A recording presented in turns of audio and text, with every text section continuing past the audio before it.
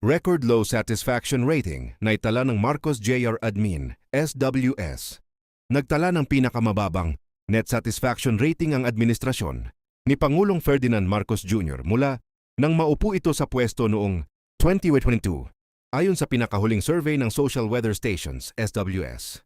Sa March 24-31, 2026 survey, bumagsak sa 30 ang net satisfaction rating ng administrasyon mula sa plus 14 noong Nobyembre 2025, katumbas ng 27 puntos na pagbaba. Itinuturing ng SWS na poor o mahina ang naturang marka.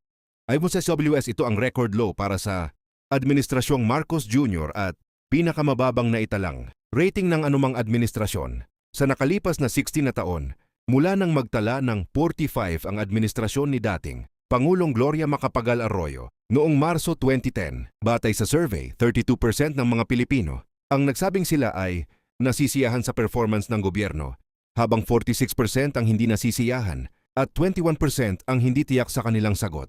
Samantala, pinakamabababa ang marka ng pamahalaan sa paglaban sa inflation, PFUAIN, pagpigil sa umano'y pagsasamantala sa presyo ng langis, UNDWELFI, at paglaban sa korupsyon sa gobyerno, SEND.